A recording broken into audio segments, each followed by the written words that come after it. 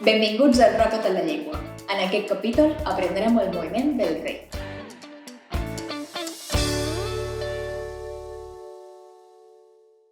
El rei es pot moure per totes les caselles contigües.